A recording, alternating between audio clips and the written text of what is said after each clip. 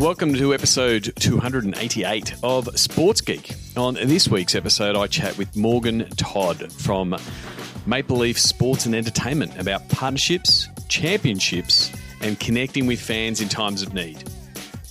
Welcome to Sports Geek, the podcast built for sports digital and sports business professionals.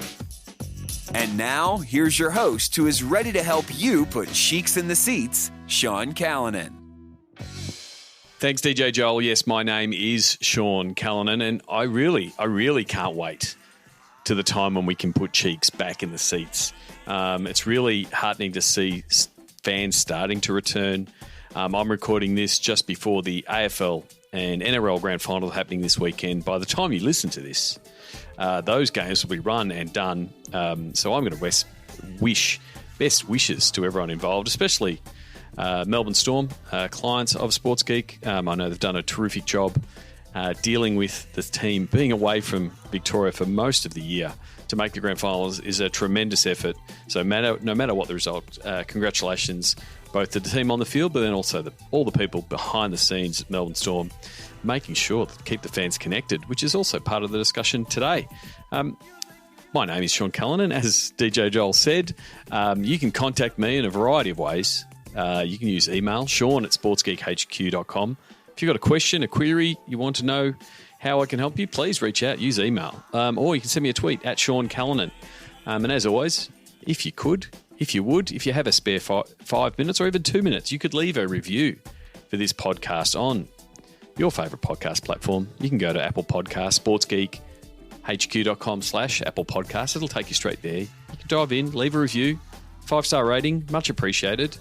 And I really do appreciate the people who have left one previously. Other than that, you can find everything at sportsgeekhq.com. That's where the podcast lives.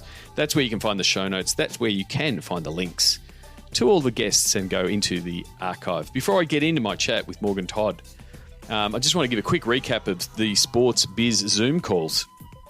As I've had 1 week off, it's the first week off in about 30 weeks of having Zoom calls, 2 Zoom calls a week. Because we are now moving to fortnightly. So every second week on a Tuesday night at 8 p.m. Australian Eastern Daylight Savings Time and Wednesdays at 10 a.m. at the same time. That does overlap with times in your part of the world. If you're in Europe and or in Africa, it makes sense to turn up to the Tuesday night sessions, which is around lunchtime, your time.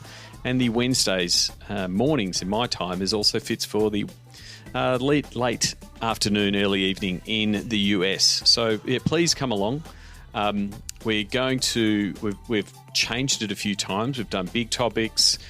We've done niche topics. The last 5 we've just done covering all things digital to dollars.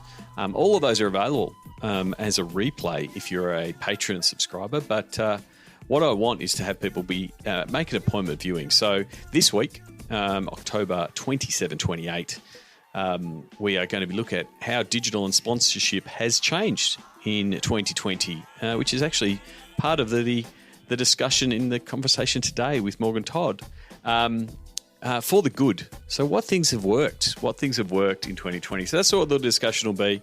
We're doing it over 2 calls. If you can't make it, as I said, you can watch the replay. And then we're going to be running them every 2 weeks. And what we're going to be doing is also deciding the topic at the end of the calls. So November 10, 11 and November 24, 25, we'll be having 2 more calls. So, yeah, please set a date, mark it down in your calendar, go to sportsgeekhq.com/Zoom calls and book in and come along. And understand, for those of you who've been to 1 or 2 of them, one of the reasons we've gone to fortnightly rather than weekly is people are starting to get busy. Work is starting to come back. Sport is starting to recover, which is great. I'm loving getting people apologising that they can't come along. So once every 2 weeks, take an hour, network with people, learn what's happening in different parts of the world. Come along to Zoom calls. I'd love to see you there. sportsgeekhq.com/Zoom calls is how you can book for the next one. And also a very big thank you to everyone who has come on board as a Patreon subscriber to support what I'm doing here in the space, in the podcasting space, and the time put in to run Sports Biz Zooms. I really do appreciate it. You can do so with as little as $4 or $5 a month, or if you're a business or a startup that want to promote your wares and what you're doing and show support for what I'm doing in this space, you can also do that. You can go to sportsgeekhq.com/Patreon. And like I said, there's about 20 hours now of content of replays from Sports Biz Zoom calls that you can check out. So that's it. That's it for the plugs. That's it for the stuff around Sports Biz Zoom and Patreon. Wanted to get into my chat with Morgan Todd from Maple Leaf Sports and Entertainment, where we talked a lot about partnerships, championships, and also just the challenges of 2020 that we've all faced. Here is my chat with Morgan Todd.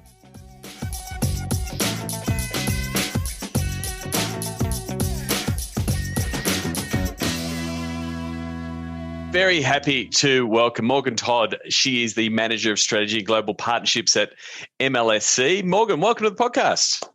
Thank you. So happy to be here. Yes. I actually think the last time I was outside the country was in your part of the world, where we met at C2 Montreal in Canada. So unfortunately, that's been the last time I was able to travel with life and pandemics. So it's good to catch up to discuss what your role is. So I guess before we get into that, how did you get into the world of sports and into your role at Maple Leaf Sports and Entertainment? Yeah, that's a great question. I kind of stumbled into it because I did a post-grad program many years ago in marketing research, and my internship just happened to be with MLSE. So I got a good couple of months, got my feet wet, and went out on a couple other adventures into advertising and public relations before deciding that this was really where I was supposed to be. So I've been back at MLSE for coming up on 3 years now. After all of those other adventures, and it's definitely the place to be. Sports is where my heart lies for sure. And so I love the description you've got in your LinkedIn. I speak marketer geeks to statistician, #formula and sales, and comfortable doing it all in 140 characters less. Old school Twitter. I don't like this 280 characters. I like the succinctness of 140 characters. Agreed. So you really came at from a marketing strategy point of view and now into partnerships. How do you think, I guess, the marketing angle that you've come to it has helped you in the partnerships role? Yeah, it's an interesting role because when I was sold on the position, it was kind of framed to me as the best of both worlds. And there are so many great things about being a marketing strategist over in the advertising world, where you get the flexibility to work on so many different clients in so many different categories. You get to understand the consumer from so many different angles and try to influence their behavior for so many different challenges. But in our world, we get to do that within the confines of 4 key brands that we get to work on. So you get to become a real expert on all of our fans and get to know them inside and out. And it takes you one level deeper. So it's really nice to have that flexibility where you get to work on so many different partners and categories all the time between pitching and supporting your roster of partners. But you also get the safety and the sandbox to really dive in and get to know your properties even better. So some days you're the client and some days you're the agency pitching them. So you really get to flex in a unique position that I don't think exists anywhere else in the world on that front. And talking about a unique position, MLSE is a unique business. It's a beast of a business, and it has multiple properties. Of all of those properties that are under the Maple Leaf Sports and Entertainment banner, which ones do you look after or in part of your remit? Yeah, so from a sales perspective, we definitely work across the full roster, which would include the Raptors, the Leafs, the Toronto Argonauts within the CFL, and Toronto FC. My day-to-day portfolio is what we call Team Red. So I'm on the Raptors and TFC, which are arguably the 2 sports that resonate the most with me as a fan as well. So I'm very lucky in that sense. It's also really exciting because it's 2 of our more diverse fan bases. So there's so much to learn about every element of those fans and how they change and what resonates with them. So I'm really lucky, and not to mention we've got a couple championships under our belts in the last couple of years. So we're definitely riding the momentum between both properties and hopefully looking ahead to another MLS Cup in a couple weeks too. Yeah, I mean, you touched on it. I think the last time that I caught up with the Raptors, a good friend of both of ours, Joe Godfrey, talking to him about what he was doing across the same sort of properties. You've been lucky enough, the Raptors obviously embraced by the entire country, but then going through that championship run, how has that as a property, I guess, changed in, getting that title, or something that the organisation and the team has strived for so long, and then how have partners sort of embraced the Raptors even more, if it's even possible? Yeah, they definitely have. It's crazy. It's been a wild roller coaster over the past couple of years. We've been up on the upwards trajectory for a little while, but we just couldn't seem to sort of break through that ceiling. So last year just feels a little unreal to me. I have a poster right above my computer here in my office now, and it's about the champs running it back. So, as we look back to a year ago, it was just insane, the numbers that we were able to see. Right now, even looking at our fandom, when we last looked at it in the spring, we were at, nearly 1/3 of Canadians identified as a Raptors fan, which is insane if you think about that in terms of a market. It's not really anywhere else like that in the world. And we just got results back recently, today even, that say that 50% of Raptors fans think that their fandom is going to grow in the next 6 to 12 months. So we're very optimistic. We've got a lot of momentum. The numbers are all there. We broke records across the board in terms of retail sales and numbers for people tuning in for broadcast.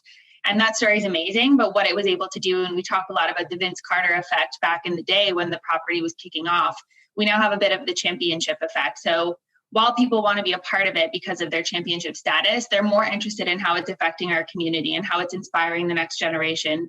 How is it getting more people out there on the courts to play basketball, and how can I get involved to do some good in the community?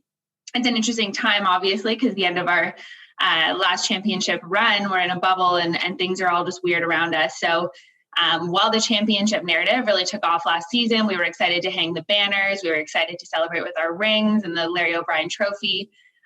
It's really been interesting to watch how Black Lives Matter has changed and how the Raptors have come to the forefront of that narrative. Definitely down in the bubble with the bus and the shirts, that really came from the athletes themselves. And it's been really unique to watch our partners, while they were attracted to that championship status, it's almost that they're more attracted to this now and being involved in driving that positive social change. How can we get involved? How can we support this? What can we do to make sure that we're driving this narrative forward as well? So we've had, our 25th throwback anniversary last season, plus our championship status. Then we jumped into a bubble, and now we're looking ahead to how we can really, positively impact diversity, equity, and inclusion. So it's been a lot, and in the best possible way. And our partners have been there every step with us. They've adapted quickly. They've been agile. They've been open to us, suggesting what really matters to the fan and how they can be a part of it in the really positive way. So it's been great. I don't know what's next for us. We don't know what obviously the format of the season looks like, but it's great that we've got our partners that are really working with us and want to continue working with us because of our very values-based mentality that we bring. It is one of the strange parts and unique parts of sport we're in a competitive environment, and chasing that title, that flag or that championship, depending on what sport you're in, is the goal. But in the partnership sense, you're selling that partnership with the fans, regardless of whether, because only one team can win a title every year, and you can't be banking your partnership success and your team's success, on field and on court. But then when the opportunity does present, when you do have that win, it's sort of, you do have to maximize that, because it does attract potentially more partners. But it is that balancing piece, because you can't guarantee a win, and you don't have, you're not like a player. You don't have performance bonuses on championships. You've got to try to smooth it out. So it's a terrific opportunity and a lot of work, and, making hay while the sun shines type of thing. But also, what is the broader piece? What are the broader pillars of what you're selling, which is, our fan base, how well we know them, their affinity, and how much they're tied to us. And then this other part, which you were just mentioning there, the corporate social responsibility and why partners become partners. And what you were just talking about there about the community work and Black Lives Matter and the support of the community in COVID has been a big part of what's happened this year in, the pivot. Obviously, you can't do stadium activations and all of these things that you can't do, but you really had to lean on that pillar and that part of all the work that you've been doing across all the different different teams, and your partners pretty much, they realize they want to be giving back and supporting the community, so become that vehicle for them to do that. Mm-hmm. Yeah, it's a really interesting landscape. We've, COVID hitting and social justice issues hitting the forefront, very similar in timing. Our partners, we thought, pivoted very quickly. We connect with all sorts of different people from other franchises across North America and in Europe, and we're constantly asking them, what are your partners saying? What are your partners looking for? What are they doing? And we've seen everything from some markets where nothing has changed whatsoever, and you have regular sales, new partners coming on board, sort of status quo. And on the other side, you've got markets where everything just stopped and there were no new partners that were interested in investing. The current partner roster wasn't comfortable with using up any of the value that they had invested within their partnership. So it's really interesting. It's all over the place. We've been very lucky that our partners are very strategic in a lot of sense. They're very sophisticated in the Toronto market. So when we bring new opportunities, new digital ways of reaching our fans, we always say fandom doesn't turn off. When the season stops, when the game ends, fans are still engaged. They're engaged 24/7, 365. So just because our seasons aren't on right now, our fans are still open and engaged, and they're still checking their Instagram every day. So what are we doing to get their attention and keep them engaged in a way that's very purposeful, and we're listening to what they want to talk about? It would be a little bit naive of us to be continuously putting out sports stats when COVID originally hit and people were panicking to think about their own health and their own family and how to stay engaged and what they were going to do at home. So, we pivoted quickly and we said, we're going to scrap. We had pieces that were already filmed and ready to go out that week when everything shut down. And we said, let's stop for a second, but let's start to think about how we're going to create content that's going to lean into all of these themes. So we've been very lucky in that sense. And that was that, like, you're able to lean in to community initiatives you're already doing, like your Real Food Rescue with Hellmann's. It's like, oh, we're already doing that. And it was sort of like, further down the list of, these are things we're doing for the community. But now they're super relevant and super needed. And there are people in, desperate needs. And so it was a matter of, one, we'll amplify that, that as a campaign, but do more, like, the Bring Toronto Back campaigns that you brought out as well. Yeah, exactly. That's, in those first couple of days, we decided that the arena probably wouldn't be open for a while. And we have so much fresh fruit and vegetables and meats and all sorts of food coming in on a daily basis. So we had already acquired a lot of it. And without those games, there was supposed to be a Leafs game the night that everything shut down. So what do we do with this? And exactly like you said, we learned from the Real Food Rescue that we did with Hellmann's, which collects all food that would be wasted within our arena every single game day and donates it back to the community. We took that and we made an even bigger program because we had an understanding that there was a strong need in the Toronto community for food that would go to support local shelters, our frontline heroes, all sorts of people. So it was a really interesting program that was built cross-collaboratively across MLSE. It's definitely not a partner-first initiative. It was so many minds at the table. But when it was first ideated upon, we thought it was such a great story that we had built this all over Zoom and we had connected remotely, which jokes, now look where we are a couple months later, where this is how everything is built. But, we built it first and then we rallied our partners and took it to them and asked if they would like to get involved. And across the board, we saw so many partners come into the mix and provide food and monetary donations and resources and volunteer hours. And we were able to rescue so many meals that we were able to give out into the community. And even today, you go and you run into a nurse on the street who made happen to work for our local children's hospital. And they're so thankful for, those meals that came when they were in their most stressful moments. So what I wanted to, ask you next is, like, everyone sort of went through that process of the initial shutdown and the adaptation of stopping activations or stopping content initiatives and reassessing. And then everyone started to look at what is the road back, like whether it's getting the teams back on court with, MLS is back tournament, the NBA starting up a bubble and starting having a plan of somewhat regularity will start coming back. How did you go from, firefighting and crisis mode to hey, what's this new normal? How do we re-engage our partners? How do we adapt what we might have done? What was that period like for you and your team?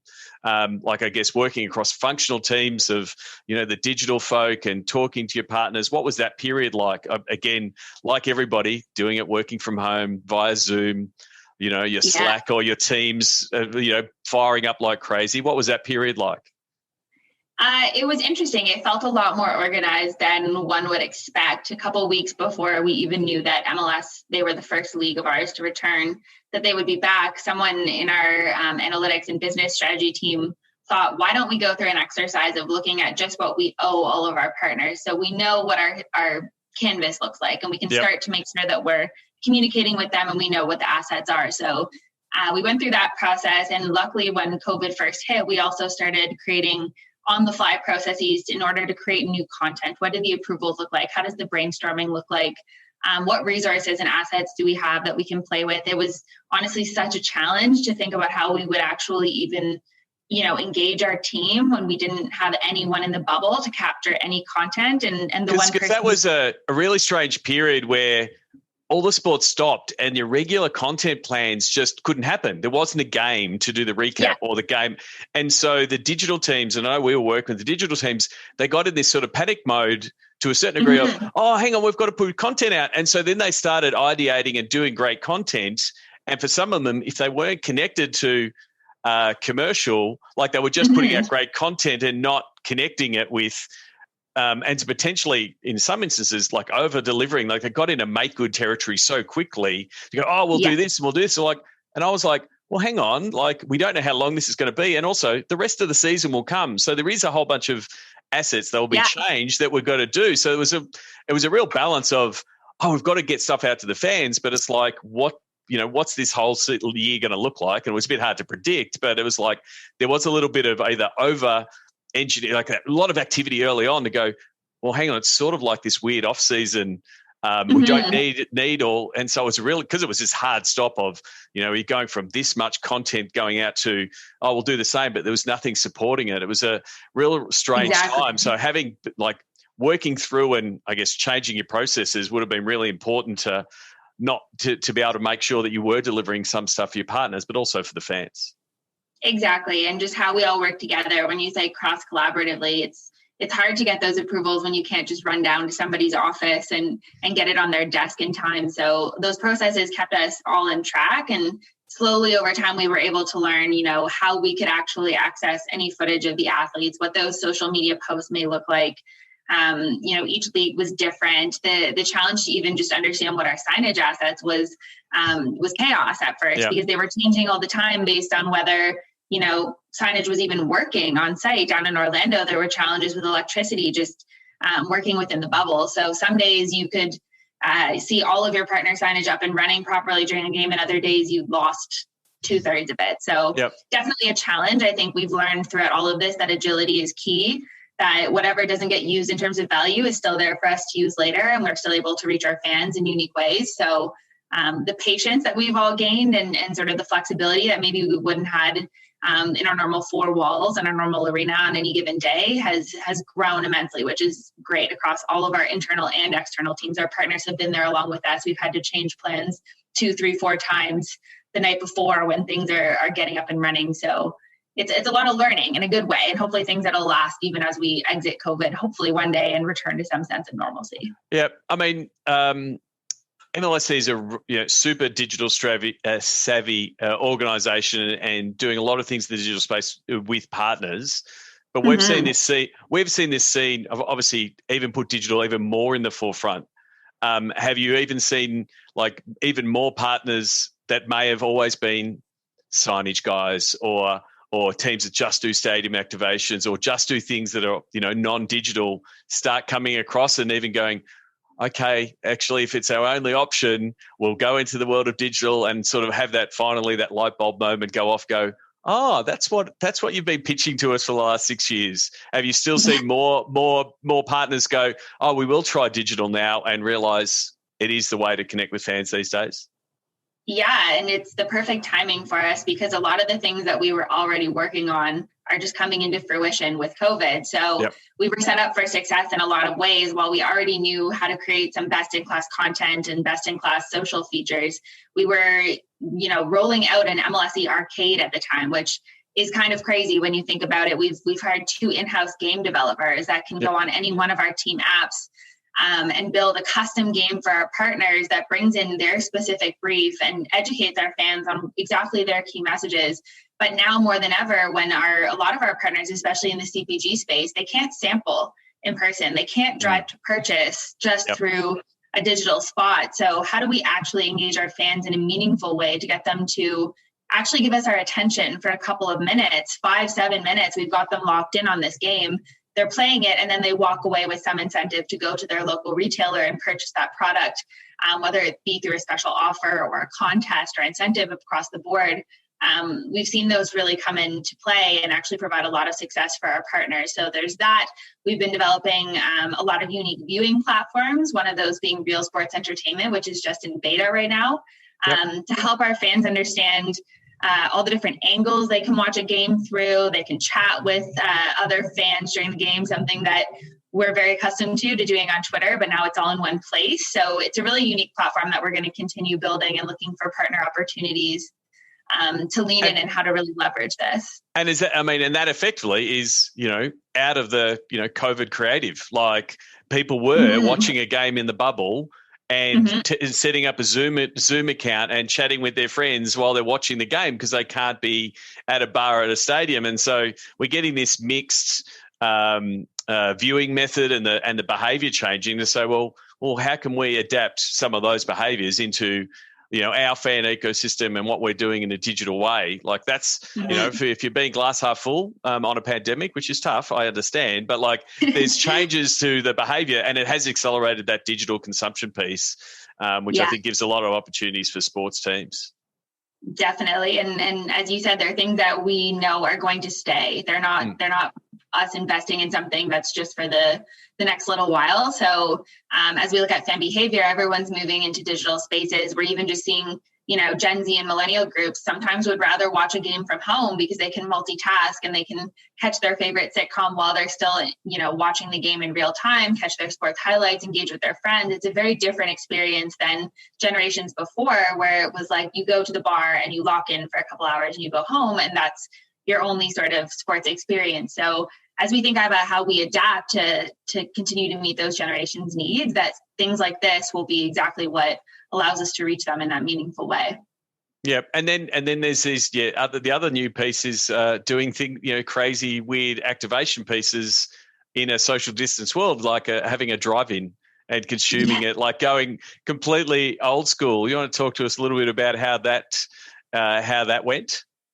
Yeah, I think one of the benefits we had this summer was watching Europe go through this first with their return to football. And there were many drive-ins that were coming out across their markets, but also just the concert space in general. So in partnership with Live Nation Canada, who we work with very closely, we kind of thought about how we would bring that into our market and what that would look like. And we were in a really good spot, having both Leafs and Raptors somewhat hitting their playoffs together, and that we would have what would normally be Jurassic Park or Maple Leaf Square becoming that iconic place for fans to gather. And there was a real need for something physical for them, as well as our regular concert season, which would normally happen at Budweiser Stage right next door to the location we chose for the drive-in. So we knew that there was this perfect storm and that there was an opportunity to really, when we think about the first program around food bringing Toronto back to its feet, this was bringing Toronto back some live entertainment and that sense of physical gathering space. So it was really amazing. We had it right in downtown Toronto with the skyline across the background. As you're watching your Leafs and Raptors playoff games, the sunset was setting behind it. And something that made us laugh when we thought about it after was right across the road was one of the major hotels, because we were also the NHL hub city in Toronto, and half of the teams were staying in that hotel. So as we were watching the Leafs play, all the cars would honk when a goal was scored, and we're keeping up the other opposing team who happens to be staying right next in the hotel. So it was a little bit of a strategic move without meaning to, but unfortunately that run was a little bit short, but we were able to support our Raptors and engage our partners in a way with OLG coming on as a title partner, but many partners who came in to help us sample how to create fan experiences, programming that we would normally do in the square. We were able to sort of mimic what our fans were craving so much in a safe distance way.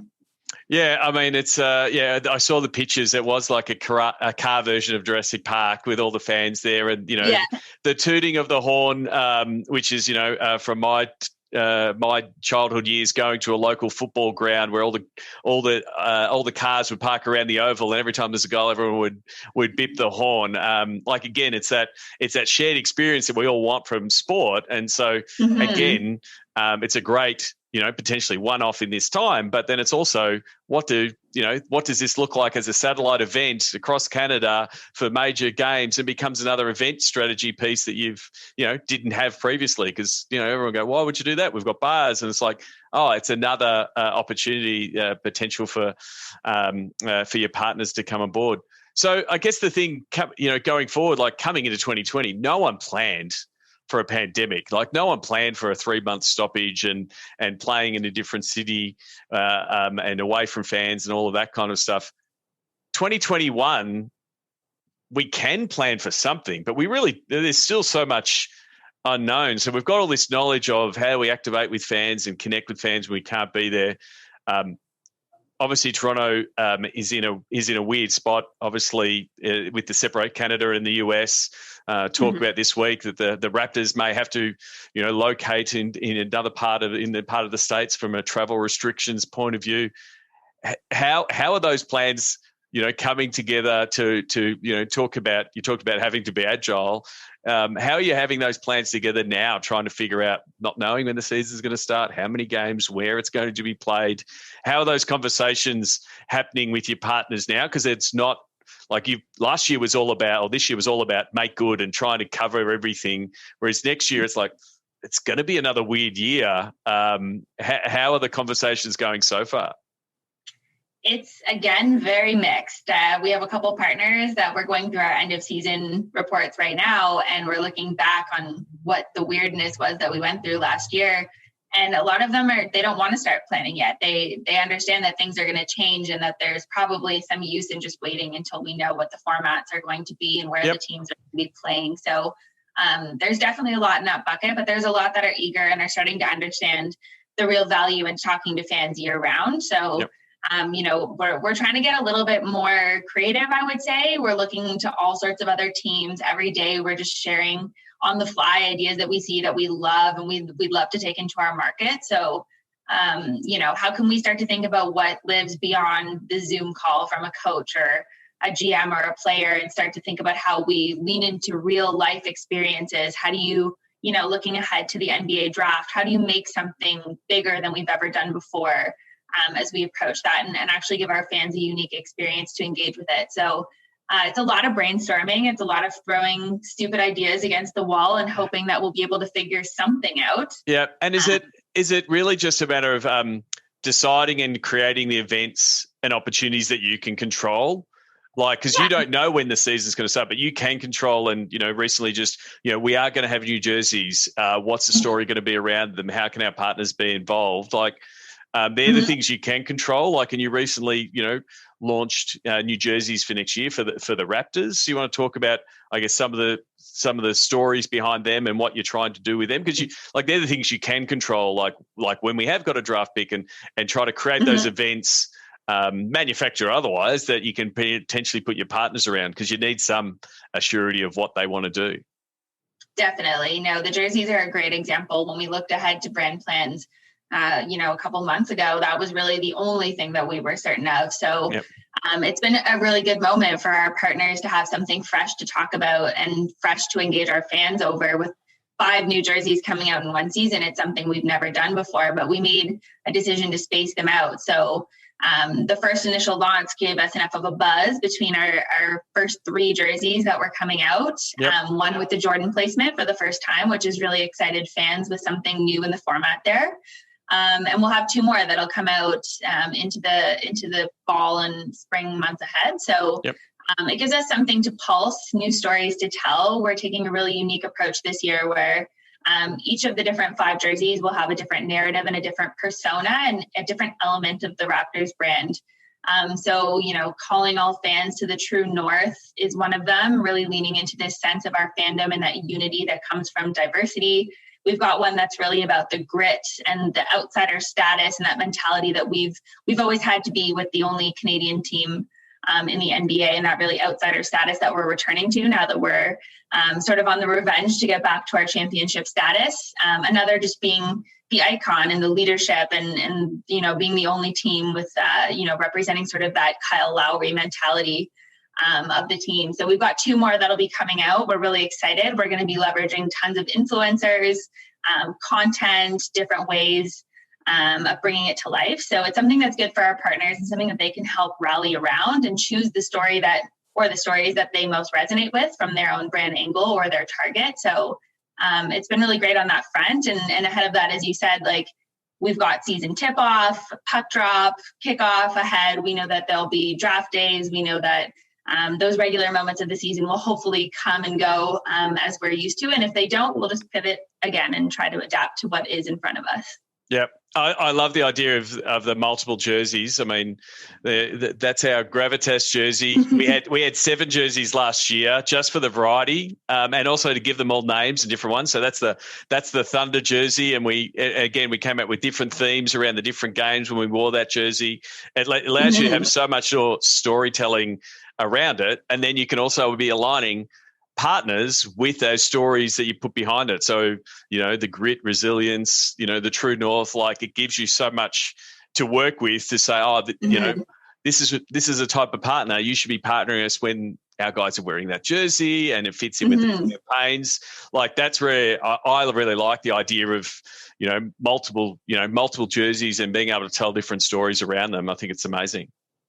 And it allows our fans to express their own different personalities through our team as well, which is something we've definitely been looking to the football culture to learn from.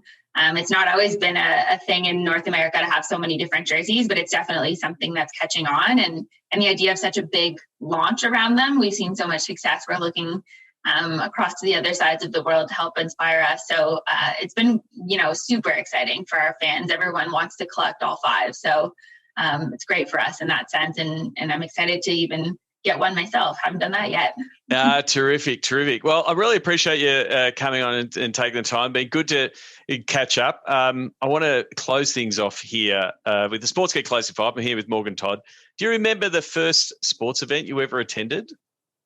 I do. It was a Toronto Maple Leafs game at Maple Leaf Gardens with my dad, and I was far too young to appreciate what I was there for. I remember I ate way too many snacks and felt very, very ill. So was it one of those big popcorn buckets that you can practically couldn't see over? Candy, pop, all of the above. My dad just let me go wild because he was there for the game and was really tuned in. My mom was not happy about it. Oh, that's right. But that's what a first sports experience should be, right? As someone who's taken my kids.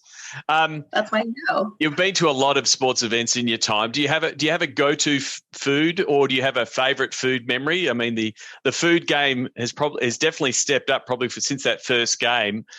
Plenty of gourmet options available at your games. What's a favorite food memory? Yeah, when I was actually an intern, I used to volunteer to sell pucks at Leafs games, and I remember that you got a food credit with it. And obviously, being an intern, my first thought was always to spend that on funnel cake fries. So, referencing poutine and being relevant to Canadians, it was a funnel cake bowl that was just layered with ice cream and whipped cream and chocolate, and that would be dinner. So I would still say that would be my preferred sports game. Very good, very Canadian, obviously. Very Canadian. Yeah. What's the first app you open in the morning? I'm a Twitter girl. Live, eat, breathe Twitter. That's where I get all of my news from. That's where I follow all the athletes. That's where I follow all the sports media. So first thing, that's probably open before both my eyes are even open. So this is where you get to plug your Twitter handle. What is your Twitter handle so people can send you a tweet to tell you they've listened to this podcast? That was a perfect segue. Oh, amazing. It's Mogtodd, Mogtodd. Very easy. Very easy. Very Yeah. easy to follow. So Mogtodd, send Morgan a tweet to say you've listened and you'll read it tomorrow morning. That's you pretty much just said on right here on the podcast that it'll come through. Exactly. There might be someone that you follow on Twitter or read. Is this or work with? Who is someone that the podcast listeners should follow and check out because there's someone that you admire? I can think about this. I would say there's a woman by the name of Avery Francis, and I've been really engaged following her. She's just been changing how work culture is thought of. There, just so many simple but really innovative ideas. So I would definitely give her a check. I think her company is called Bloom. And she's just really inspirational in how we think about how we all work together. So would definitely give her a shout. We've definitely had a lot of change in how we work in 2020. So we need it. And working together in this apart infrastructure is something that we're all still learning too, right? So, we do get Zoom fatigue, but it's like, how do you still connect with your workmates and get things done in this distance environment it's both been challenging, but it's proven that it does work. Like we can get work done from home and things can get done. So it's going to be really interesting to see how work-life balance and changes over the next, 12 to 18 months for sure. Yeah, and how we take that sense of empathy. I think that's the most important message I've gathered from listening to her is just keeping that reminder that we're all humans and that we all can take care of each other, no matter how we're working together, remotely or together. Yep. It's something that I've really admired in following her recently. Yeah, a friend of mine, Mark Labus, has written a book called Being Human along the same themes. So if you're in that management capacity and working with people, he loathes the phrase human resources. Like we're not, we're humans. Exactly. And so it's like treat someone like a human and guess what? You get better results. You might have given a spoiler alert, but that's fine. I asked people what their social media platform is their MVP, and you can answer it personally. Which you might have already done, but also put on your partnerships hat on and maybe the Raptors. What platform is working best for you with your partners is probably a good question from a social media MVP. Yeah, I'd definitely say Instagram has been our MVP in terms of our brands. It's just the most influential. That's where we see most of our fan base is engaged. It's definitely not new, but it's just, been the front runner for a while, I'd say. Something that I'm personally interested in and hoping that we can start to tap into with our partners as well would be TikTok. Yep. I know it's sort of been framed as that Gen Z younger audience, but I think we've moved so far and there's so much we can learn from how these trends start on TikTok and then eventually expand to reach all sorts of platforms. So really tuned in there and hoping that we get to play with it pretty soon. It is going to be interesting to see, we've seen Instagram steal from Snapchat before and have success with stories, and they're trying to do the same thing with Reels. But I think that there's a feeling that they've got there too late. Like TikTok is just this runaway beast at the moment on the content type and how it's plugging into trends and how quickly it is. It's going to be interesting to see how sports can get into that space authentically. That's the challenge that everyone has currently got, and it's that balance of we've really got this great audience on Instagram. We could just do it here, but if we don't do it over here, have we made the wrong bet? So I think it's something it's gonna play out, and we record this I guess on the day of a platform like Quibi is killed off, and R.I.P., so here we were potentially, content teams were potentially looking at should we have something on, a platform like Quibi, and under 12 months and it's gone. So this is the world we live in, I guess. You've got to have bets on the platforms that are there and see how it goes. No, exactly. I'm excited to start to think about the types of content that not only our partners and brands will be able to create, but our fans and our athletes. Everyone is a creator on TikTok, and you don't need the same resources to create something so polished as Instagram. So it's a lot more authentic. It's a lot more gritty. It's a lot more real. It's insightful.